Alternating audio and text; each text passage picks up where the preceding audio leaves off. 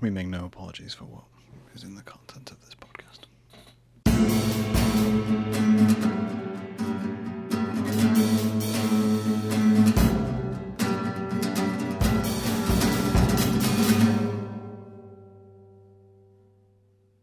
Sup kids, how are you today? I hope you are staying safe and well, and I hope that you are looking after yourselves during lockdown and this global pandemic. I know it's been hard. It's been almost 80 days, and I know you may use a podcast as an escape from the world around you, but I will warn you now that this podcast will be shorter than usual and will be very focused and perhaps more structured than you are used to when I discuss things. But it is extremely important.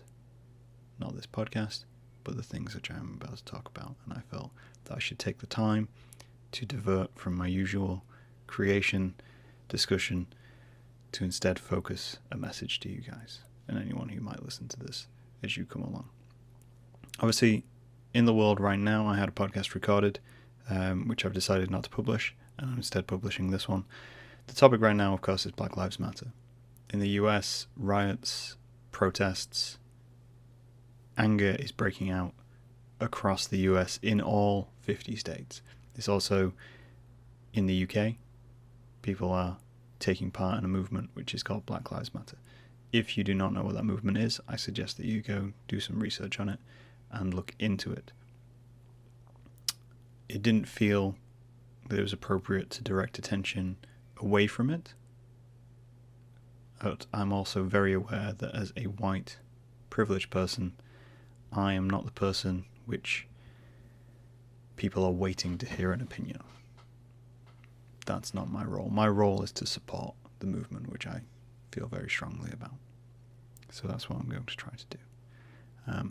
As I say, you may use a podcast as a way of escaping, and you may have been expecting that. You may have been expected on this Friday to get that podcast. But to be honest, I don't feel that we deserve an escape today.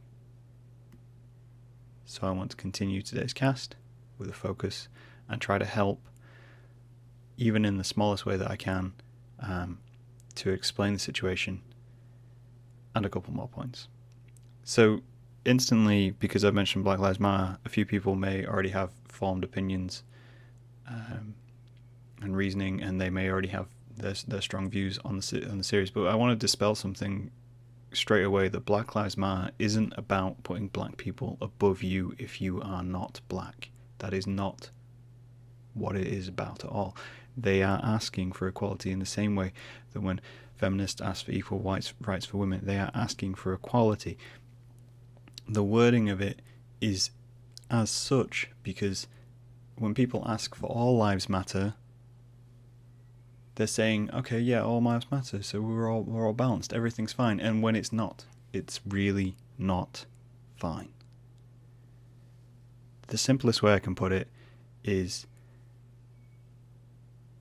they are dying for being black. They are targeted for being black, and they live in institutions which target them and kill them for being black, and that doesn't happen to white people. We live in institutions which oppress, yes, but we do not get targeted because we are white. It's as simple as that. If there were 3 people and one person got stabbed, the other 2 people wouldn't stand by and say, oh no, it shouldn't be you we're screaming for help for, it should be all of us we're screaming for help for. You don't do that. You shout for help for the person who's hurting. And they are hurting in such a monumental way. So if you're saying all lives matter as a chant against Black Lives Matter, really think about that.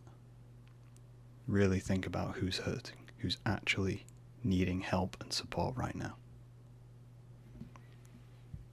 I'm just going to take a quick drink.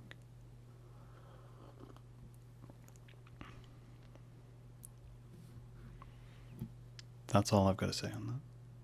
That's as clear cut as I can make it. And I think it's our responsibility to support them and to help them. Also, there is a million ways you can help and protest. Going out and protesting is one of them, but not every situation allows for it. Not every person can. There's a lot of people, so there are a million ways of being able to look after and help the Black Lives Movement. Signing petitions, there is loads of petitions out there. One of the main ones is the George Floyd one, because obviously the movement started with his death. The movement didn't start with his death. The recent action has started with his death. There's a We Can't Breathe petition, Justice for Bella Mujinga, Breonna Taylor, British schools to include more about Black history. There is a lot you could do in terms of just signing things to get things more visible to the people who make those decisions. Also, educate yourself. Read about it. Read about race relations. Read about the history. Read about everything you can and why it's hard for us to talk about these subjects. I think I've talked about it before, that when you travel, you see the impact that we as a race and a culture have had on the rest of the world, and most of that impact has been ostracizing, killing, and destroying. We have a very large power, and we need to bring balance to that and support the people who have been victims of it. Again, it's very simple. And you may already know all this. You may already be listening going, Graham's just going over stuff which I already know, stuff which is all over social media, stuff which is literally everywhere right now. And you may be thinking, it's just another person doing that. That's the point. The point is to keep it going. Because there's still people arguing against it. Flood is the way I could put it. Flood the airwaves, flood social media, flood everything with this information of how you can support this. And it will help. Donate. If you earn enough and you can, there's loads of donations which you can make in order to help the Black Lives Movement. There's the Bail Project for helping get people out due to racial imprisonment. There's a memorial fund for George Floyd. There's lots. Have a look up for it. You can peacefully protest, of course. Violence and protest do not go hand in hand. People will always use it as an excuse to commit violence and riot, but they do not have to go hand in hand. Peaceful protest has been a part of our history, part of all history, for years and years and years. So if you're going to go protest, please make sure you do it safely. Look after people and look to the people who the cause affects most for what to do. That's something which is very important. If you're going to a protest and it is organised by a Black Lives Movement group, look to them for what to do in the protest. Because if the protest goes wrong and something happens and someone gets hurt, they will be blamed. You won't. So please, listen, consider what is happening. As well, obviously this is coupled with the coronavirus movement, so make sure to take masks, make sure to keep your hands covered. Look after yourselves and look after the people around you. That's the things you can do. I labeled this podcast, when it feels like you're going through hell, keep going. There's a words and there's a lyrics from a Sage Francis song, that's how I know them anyway, which I truly believe in. There is something which comes hand in hand with something like this, which is protest fatigue. It's movement fatigue. When you get to a point where you feel like you're doing so much and nothing is changing, you're going to get tired. These protests have been going on for a week, longer, maybe, and they're a huge thing. You're going to end up with protest fatigue. In the same way of anyone who's in a tough situation ends up with fatigue. You've all been through it. It's the main reason most people stop hard things. It's the main reason struggle gets in the way of doing things. When people exercise, they get to a point where it hurts and then they stop. You get to a point where you're struggling in a relationship and you just start to ignore it because this challenging it hurts. Challenging things hurts and it's tough. But if you stop, nothing changes. If you stop, things stay the same and likely get worse. So if it feels like you're going through hell, keep going. Keep moving forward. Keep pushing. This is essentially why this has erupted so much. There's been peaceful protests. There's been mass movement. If you think of like the last 5 years, there's been protests and sit-ins and nobody listened. Or at least the higher up people did not listen. So it has escalated. They are keeping going and they need your support.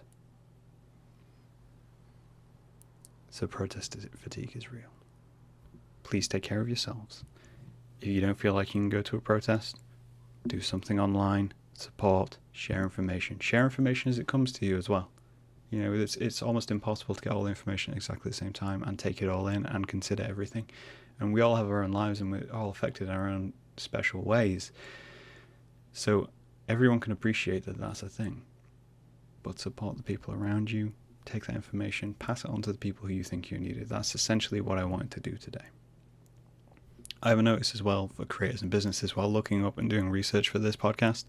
I hit at least 5 different paywalls on news websites, creator websites. I found people selling merch off of these things. If you're a business creator, media, who is trying to spread information about the movement, a lot of these were, what can you do to help in this situation? And they were behind paywalls. Frankly, fuck you if you're doing that.